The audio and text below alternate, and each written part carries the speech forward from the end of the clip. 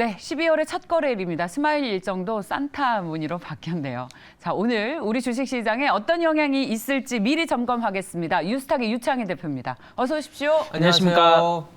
우리나라는 정말 글로벌 증시에서 가장 앞서서 움직이나요? 선두합니다. 오늘 파월 연설을 미리 예상한 건지도 모르지만 11월 말에 우리나라 증시는 또 급등을 했는데 네. 첫날부터 좀 기대를 가져볼 만한 이벤트들이 많은 것 같습니다. 그래서 첫 번째 질문은 국내 증시가 상승세를 유지하고 있는데 항상 또 이제 오르면 또 오른다고 걱정이고 내리면 내린다고 걱정이지만 최근에 이제 이 수급 착시 효과는 뭐냐면 MSCI 리밸런싱 얘기거든요. 네. 이 부분 때문인지 아니면 최근에 이제 중국의 봉쇄 정책이 빠르게 완화되면서 이 중화권을 비롯한 그리고 우리나라의 원화가 가파르게 또 절상이 됐잖아요. 뭐 오늘 또 파월의 연설도 있었기 때문에 이 부분이 또 좀 더 이어질지 아니면 좀 미리 달려왔는지 좀 점검해 볼 필요가 있을 것 같아요. 말씀하신 것처럼 어저께 상당히 강한 네.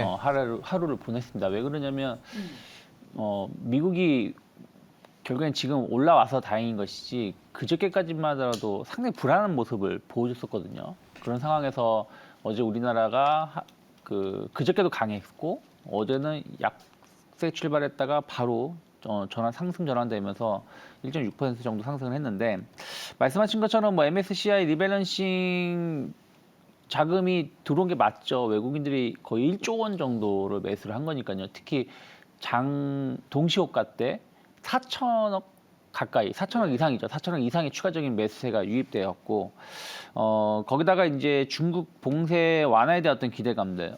일단 어저께 장저우에서의 부분 봉쇄 완화 소식이 나왔고, 최근 11월, 그러니까 10월 같은 경우는 유럽의 증시가 좋았고요.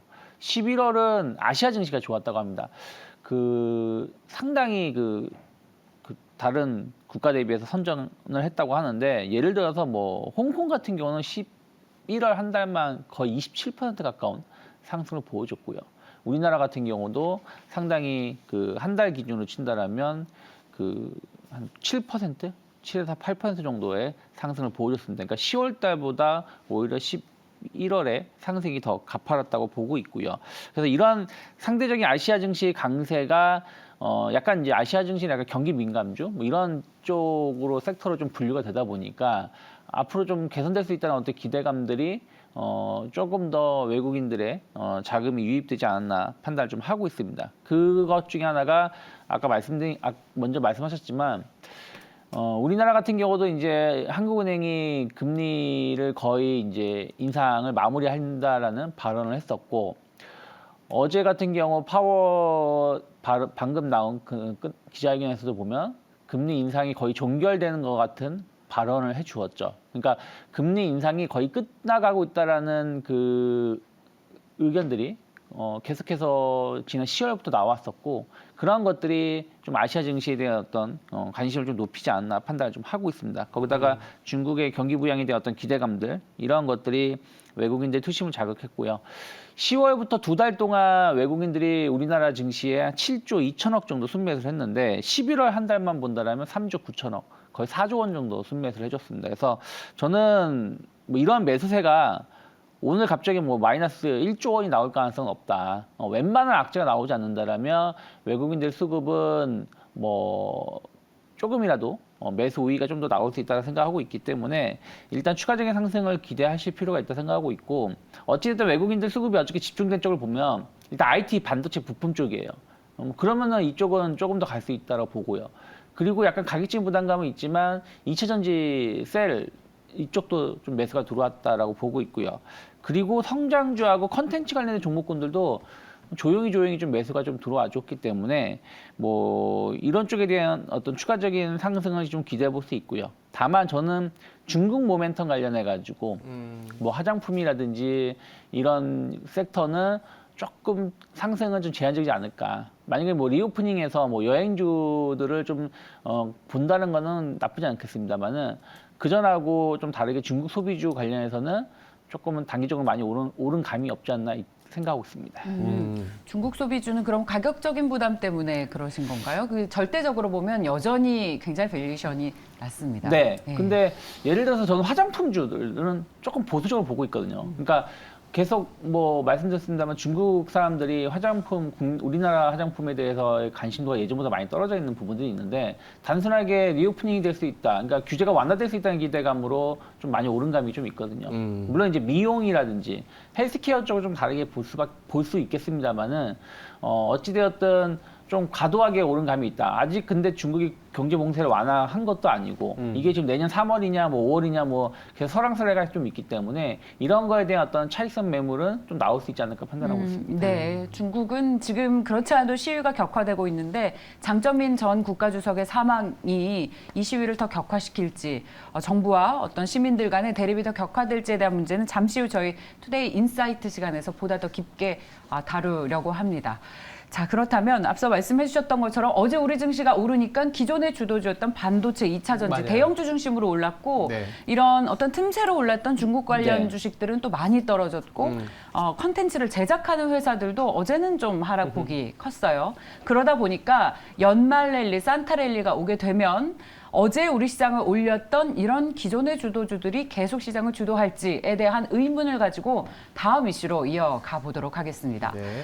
자, 2차 전지는 우리 시장에서 누가 뭐라고 할 수 없을 정도로 든든한 주도주였는데 S&P 글로벌 모빌리티가 내놓은 보고서에 따르면 테슬라의 미국 전기차 점유율이 2025년에 20%까지 하락한다라는 얘기가 나왔습니다. 지금 점유율은 전체 전기차 10대 중에 6대는 테슬라, 그러니까 60% 정도의 점유율을 가지고 있는데 3년 안에 3분의 1로 줄어들 것이라는 해석인데 이걸 어떻게 해석해야 하는지 유창희 대표님께 먼저 의견을 듣고 싶습니다. 뭐 좋은 소식이죠. 좋은 소식이에요? 네. 왜 그러냐면 한 3년 전만 하더라도 전기차 하면 테슬라였죠. 맞아요. 테슬라가 거의 한 80% 이상이었고 나머지는 뭐 중국에서 만든 전기차 정도밖에 없었다라는 것이죠. 근데 지금은 65% 정도까지 줄어들었다는 얘기는 거의 4대 정도는 다른 브랜드라는 것이고 그 브랜드가 중국 브랜드가 아니라 뭐 현대차이기도 하고요. 뭐 GM, 뭐 쉐보레, 뭐 이런 업체들이라는 것이죠. 한마디로 이제는 글로벌 자동차 완성 업체들이 전기차를 다 만들고 있다라는 거예요. 그러면 테슬라만 선택할 수밖에 없었던 상황에서 여러 다른 브랜드를 선택할 수 있는 계기가 되기 때문에 뭐 테슬라의 점유율 하락은 테슬라를 사랑하시는 분들은 안타깝겠지만 영원할 수는 없는 거 아니겠습니까? 또 그만큼 또 우리나라의 기업에 선전을 할 수 있다는 것이기 때문에 전 긍정적으로 보고 있고요. 특히 테슬라 제품들은 좀 상당히 좀 고가 제품, 프리미엄 라인들이죠. 근데 지금 시장은 약간 중고가, 중저가라고 말하기는 좀 뭐하고 하여튼 중간 정도 미들급 라인에서의 전기차 판매가 계속 성장하고 있는 것이고 이쪽 관련해서의 경쟁력이 좀 떨어진다는 부분들 이런 것이 앞으로의 어떤 테슬라의 점유율 하락을 좀 불러일으킬 수밖에 없지 않을까 판단하고 있습니다. 거기다가 최근에 뭐 트위터 인수로 인해서 아직 뭐 초기라서 이것이 뭐 계속 간다라고 말할 수는 없지만 계속 관련된 노이즈가 좀 나오고 있다는 부분들도 테슬라의 사업을 하는 데는 좀 부담스럽지 않을까 좀 판단을 좀 하고 있기 때문에 저는 오히려 전기차 시장 자체는 계속 커질 것이고 이 커지는 시장에 다른 기업들에 대한 어떤 점유율이 높아질 수밖에 없다라는 거에 대한 기대감을 가지고 관련된 전기차 부품 업체들에 대해서는 좀 꾸준하게 바라볼 필요가 있지 않을까 생각하고 있습니다. 그러니까 전기차 시장이 확대되고 있다라는 네. 측면에서 전기차 관련 주식에 좋은 뉴스다라는 해석이신 건데요. 네. 첨언하실 게 있으십니까? 저는 뭐 테슬라를 보면 예전에 스마트폰의 초기 그렇죠. 애플을 애플. 보고 있는 것 같거든요. 그러니까 애플이 스마트폰을 출시하면서 스마트폰과 관련된 밸류 체인이 확장이 되지 않습니까? 그러면 애플만 만든 게 아니라 이제 삼성의 갤럭시 폰 그리고 사라진 다른 스마트폰들이 있었는데 결국 지금부터 테슬라는 아마 그동안의 이 노고는 그거였죠. 전기차를 만들어야 되고 전기차가 정말 괜찮은 제품인지를 알리는 상황이었다면 생태계가 이제는 확장이 되고 있는 것 같고 그러다 보니까 저는 머스크가 정말 천재인 게 그래서 트위터를 인수한 것 같아요. 이제는 비이클, 전기차 자체에 대한 비이클에 대한 소구는 조금 떨어지고 있죠. 왜냐하면 테슬라는 전기차라는 독특성이 있기 때문에 샀었던 건 맞지만 이제는 벤츠도 만들고 람보르기니도 만들고 현대차도 만들고 라인업이 다양해졌기 때문에 수요는 정말 다양해진 거죠. 그래서 굳이 테슬라를 살 필요는 없는 상황이지만 왜 사야 되는지에 대한 거는 우리는 트위터를 통해서 또 다른 밸류 가치를 준다. 그러니까 애플은 또 앱스토어라든지 그쵸. 이런 걸 줬잖아요. 그래서 저는 이게 일론 머스크가 물론 이제 사람들이 좋아하는 캐릭터이기도 하고 이런 약간 좀 뭐랄까요. 이 사람들의 어떤 그 좋아하고 나쁨의 기준이 너무 강하지만 그러니까 계속해서 노이즈일 수도 있고 뭔가 계속 화제를 일으키는 네. 연예인 같은 인물이죠. 근데 이게 트위터를 인수하면서 네. 이 밸류 체인을 더 확장하는 그렇죠. 가치를 확장하는 거의 측면에서는 저도 좋은 뉴스 그리고 테슬라는 당장은 주가 측면에서는 이 비이클에만 관심을 갖게 했지만 나중에 트위터를 인수하고 나서의 생태계로 가는 그림은 앞으로 이 예전에 애플과 같은 그림을 한번 테슬라에도 적용을 해봐야 되지 않겠냐 생각이 들어요. 테슬라는 저도 같은 생각을 하는 것이 우리 시청자분들께서도 이미 잘 알고 계세요. 압도적인 테슬라 주주. 50% 손실이지만 계속 가져갈 것은 이 트위터 인수를 통해서 압도적인 데이터베이스를 확보한 것이 지금은 노이즈가 되겠지만 나중에는 큰 차별화를 일으킬 것이다라는 생각인데 그 새로운 성장 산업이 생기면 네. 초기 시장에서 선도하는 업체가 경쟁률이 떨어지는 것은 당연한 것인데 산술적으로 봐도 근데 이게 테슬라 고유의 경쟁력이 떨어지는 것이라고 볼 수 있나 그쵸. 라는 것에 대해서는 저는 그렇게 보지 않기 때문에 말씀하셨듯이 오히려 전기차가 커지는 그런 상황 속에서 테슬라는 고유의 경쟁력이 떨어지는 것은 아니라 시장이 커지고 있다. 여기에서 지금 숫자로 봤을 때 점유율이 산술적으로 떨어지는 것뿐이다라는 해석.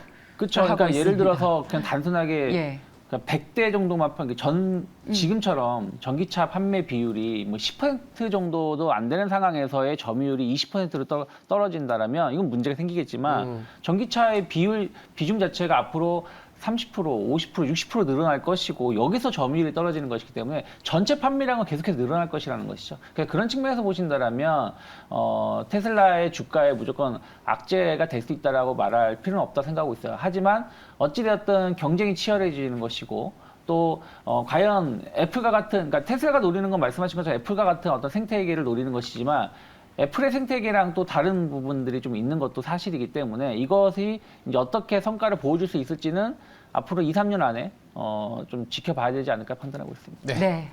알겠습니다. 그렇다면 세 번째 이제 투자 아이디어는 또 우리가 추워졌지 않습니까? 추워지고 12월이 되면 항상 나오는 테마가 배당이거든요. 심심치 않게 아니면 생각보다 우리가 잘 아까 2차 전지, IT, 뭐 성장주 컨텐츠 하지만 은근히 올라온 종목들이 네. 뭐 예를 들어서 은행주라든지 은행주. KTNG도 대표적이지 않습니까?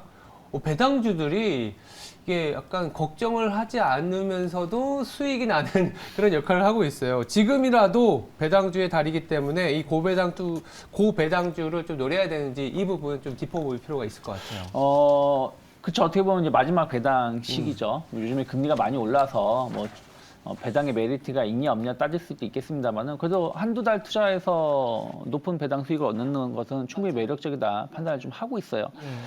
다만 이제 예년보다는 좀 배당주에 대해서 관심도가 좀 떨어지는 건 뭐냐면 실적이 계속 좋아지고 있다라면 배당도 높아지겠네라는 어떤 기대감이 있는데 어쨌든 전체적인 실적이 낮아진 거 아니겠습니까? 그러다 보니까 예년보다 배당이 좀 낮아지지 않을까라는 걱정거리 그리고 어쨌든 10월, 11월 상당히 좋은 증시를 보냈어요. 이게 뭐 만족하시는 분도 있고 조금 만족하지 못한 분도 있지만 어쨌든 아까 말씀드린 대로 저점 대비해서 거의 15% 이상의 주가 상승을 지금 기록하고 있으니까요. 그러다 보니까 배당주에 대한 관심도가 예전보다 조금 덜한 건 사실인 것 같아요. 하지만 어찌되었든 저는 뭐 추가적인 주가 상승하고 배당하고 같이 묶어서 볼 수 있는 기업들은 좀 관심 있게 좀 볼 수 있지 않을까 판단을 좀 하고 있고요. 뭐 대표적으로 말씀하신 것처럼 작년하고 올해하고 좀 배당에 대해서 좀 달라지는 게 작년 같은 경우는 증권사라든지 그리고 뭐 건설사라든지 이런 쪽이 좀 배당을 좀 많이 주다 보니까 이런 쪽에 좀 포커스가 맞춰졌더라면 올해 같은 경우는 이 두 섹터가 실적이 좀 안 좋게 나오는 섹터라서 이쪽보다는 오히려 은행주 쪽에 좀 관심이 많은 것 같아요. 왜냐하면 엊그저께 나온 그 정책도 보면은 은행 쪽에 자율로 좀 맡기겠다 규제를 좀 하기보다는 거기 중에 하나가 이제 배당 관련돼서도 얘기가 나왔기 때문에 금융지주사들에 대한 어떤 관심도 지금 최근에 보면은 지방은행들 네. 은행업을 하는 주로 하는 기업들은 이미 많이 올라왔거든요. 많이 올라왔는데 금융지주사들은 좀 덜 올라온 부분들이 좀 있기 때문에 저는 뭐 KB금융이라든지 뭐 신한지주 같은 기업들은 나쁘지 않다라고 판단하고 있고요. 그리고 원래 고배당을 주는데 실적이 좋아진 기업을 보는 게 좋을 것 같아요. 아무리 배당을 작년에 많이 줬다고 해도 올해 실적이 떨어지게 되면 배당을 적게 줄 수밖에 없는 그렇죠. 것이거든요. 그럼 과거에 배당을 많이 줬던 기업들이 어디냐 보면은 일단은 정유사들, 예. 특히 뭐 SOL 같은 경우는 원래 배당을 많이 주던 기업인데 맞아요. 예. 실적도 엄청나게 좋게 나오지 않았습니까? 그러면 연말 배당에 대한 어떤 기대감들 좀 더 가져갈 수 있지 않을까 좀 판단을 좀 하고 있습니다. 그래서 뭐 SOL이라든지 뭐 제일기획 같은 기업들 그리고 실적이 올해 상당히 좋게 나온 기업인데 예년보다 그 전에 배당을 좀 적게 한 기업들은 좀 주목해 보시자. 왜 그러냐면 배당이라는 게 지금 이제 금융위원회에서도 이 배당 지급 방식을 좀 변경하겠다는 네. 약간 토론도 하고 있는데 어쨌든 우리는 배당락은 뭐 작년 기준으로 그러니까 올해 기준으로 배당락을 맞지만 실제 배당금을 결정하는 건 내년 아니겠습니까? 그다음에 그 차이가 좀 발생하는 부분들이 좀 있어서 실제 배당금을 받는 게 좋은 것인지 아니면은